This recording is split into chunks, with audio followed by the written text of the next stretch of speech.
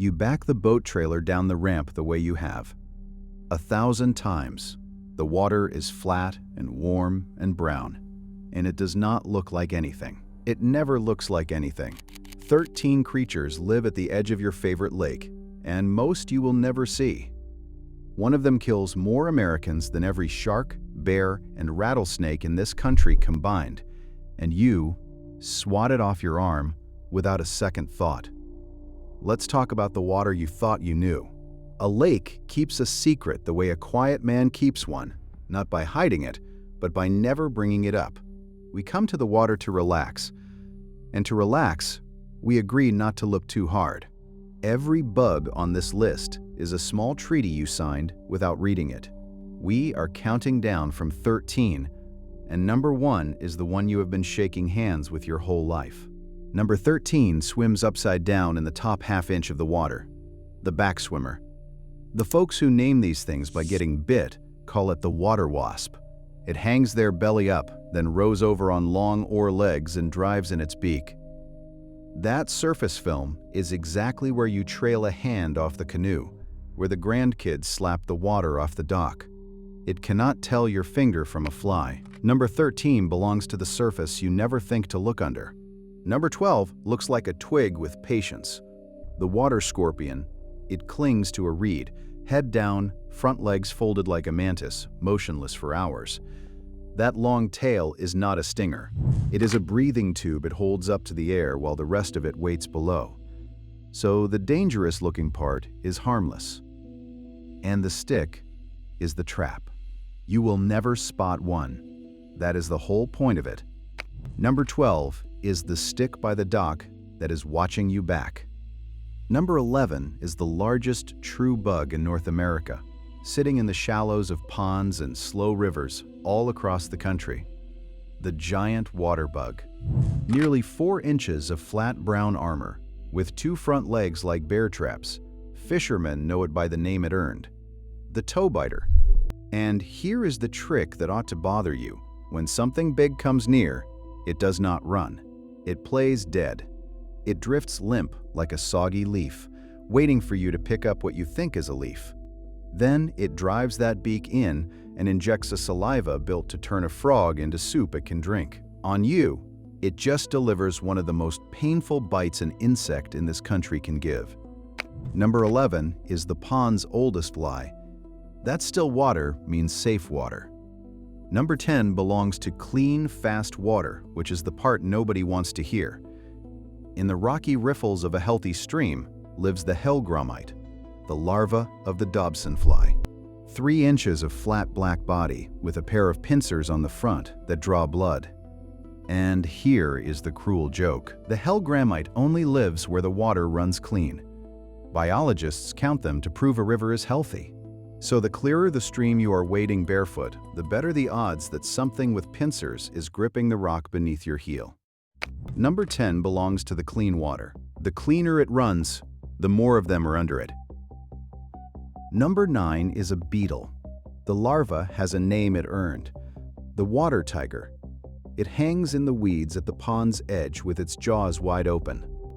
Those jaws are hollow, 2 curved needles. When something swims past, a tadpole, a minnow, its own brother, it stabs in, pumps digestive juice down the needles, and drinks the animal out from the inside while it is still holding on. They are so hungry they eat each other. Put 2 in a bucket, and you come back to 1. Number 9 belongs to everything smaller than it, which in that water is nearly everything. Number 8 you will feel and never see. Chiggers. They wait by the thousands on the tips of the grass along the bank. So small 3 of them could sit on the period at the end of this sentence.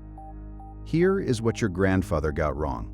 They do not burrow into you, and they do not drink your blood. They punch a tiny hole, spit in enzymes that dissolve your skin into slurry, and sip it back up through a straw they build out of your own hardened flesh. And that week-long itch that drives grown men to sandpaper their ankles, that is not the bug. The bug is long gone. That is your own body still screaming at a straw you cannot see. Number 8 is the itch that keeps going long after the thing that caused it is already gone. Number 7 is the reason you got up and went inside, and it followed you in. Biting midges. No-see-ums. They breed in the wet mud at the edge of every pond and riverbank, and they lift off at dusk in numbers you cannot count. A 1/16 of an inch, gray as smoke, and a bite far too big for the body. And here is the part that ought to insult you. Your window screen does not stop them. They are smaller than the holes in it. So you shut the door on the swarm, settle into your chair feeling like you won, and they walk through the mesh and find you in the lamplight. Number 7 is the hole in the screen you would swear isn't there. If you have spent your life around water, you already knew a couple of these by the welt and not the name. Drop the one that got you down in the comments. Subscribe and stay with me, because the last 4 don't just hurt. Now, back to the water. Number 6 does not live in the water until the day the water comes for it. Red imported fire ants rode a ship up from South America close to 100 years ago and never left the South. They build their mounds in the low ground by the levee, the boat ramp, the field that floods. And when the river rises, they do the thing that made grown men on the news drop their phones. The whole colony locks legs and jaws and floats.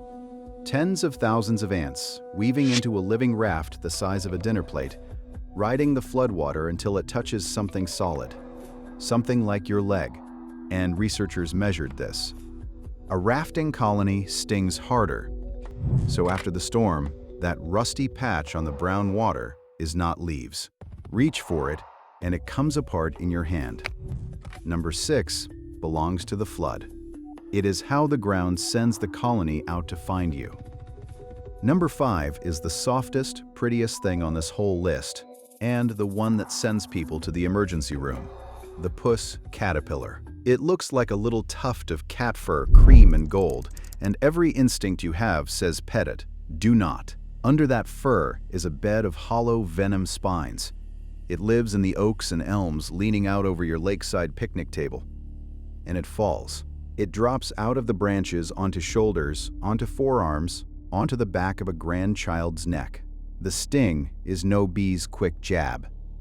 It is a deep, throbbing burn that climbs up the arm toward the chest, and it can last for hours.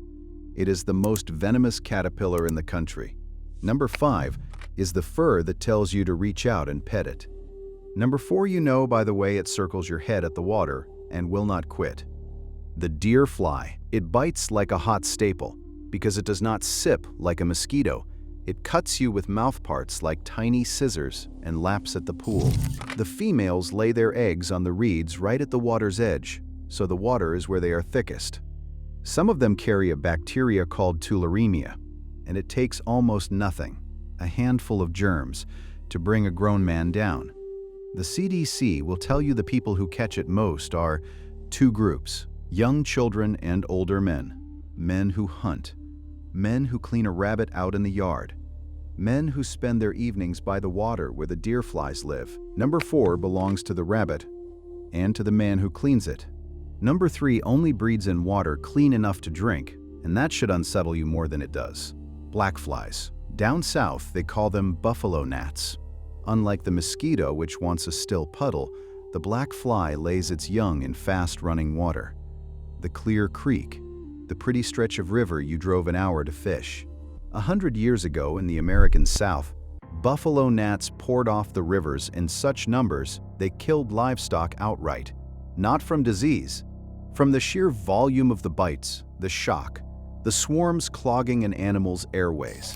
Cattle, mules, chickens, dead in the field. And they are coming back now for a reason nobody wanted to hear. We cleaned up the rivers, we pulled the poison out of the water, and the water thanked us with them. Number 3 belongs to the current. It only lives where the water runs clean. Number 2 is not the bite, it is what the bite leaves behind, on a delay, sometimes for the rest of your life. The tick. You already know Lyme disease, the bullseye rash, and that alone is reason enough to fear the tall grass on the walk to the water. But there is a newer one, stranger than anything else on this list. It is the Lone Star tick, and its bite can rewire you. It can turn your own body against red meat. They call it alpha-gal, one tick, and weeks later, a hamburger, a steak, even a pat of butter can bring on hives or drop you into shock in the dead of night, so you never think to blame a bug from last summer. The CDC believes as many as 450,000 Americans may already carry it, and most have no idea.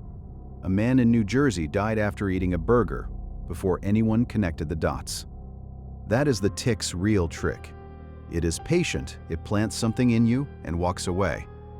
Number 2 is the bite you will blame on dinner, a year too late. Number 1 is the one you have killed 1,000 times without a thought, the mosquito.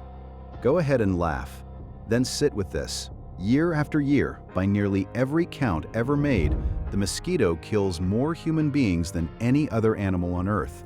Not the shark, not the bear. In this country, it lays its eggs on the still surface of exactly the water we love.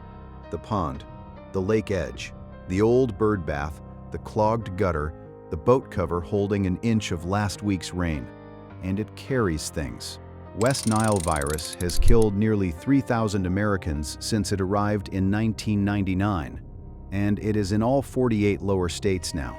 And in the swamps of the East, there is a rarer one, Eastern equine encephalitis, that the doctors quietly dread, because when it reaches the brain, it kills around a third of the people it takes. For men past 70, the CDC's own numbers run closer to 2 and 3. It is the smallest thing on this whole list, and it has done more harm to us than everything else here put together. Number 1 is the one you kill without thinking. It is also the one that has killed the most of us. So what do you do with all of that? You could stay out of the water. Nobody is going to. And that is the thing I have been circling this whole time. None of this was ever really about fear. Look back down the list. The backswimmer under the surface, the stick that watches you, the gnat that walks through your screen, the tick that waits a year.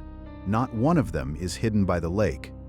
They are hidden by us, by the quiet agreement we make every time we back the trailer down the ramp that we will not look too closely because we could not stand the water if we did. The water is not peaceful. It is indifferent, and it goes about its business a few inches from your bare feet whether you look or not. Peace was never out there on the lake. Peace is just the name we gave to not looking. The bugs never signed anything. Only you did. Take that as your one warning and go on and enjoy the water anyway.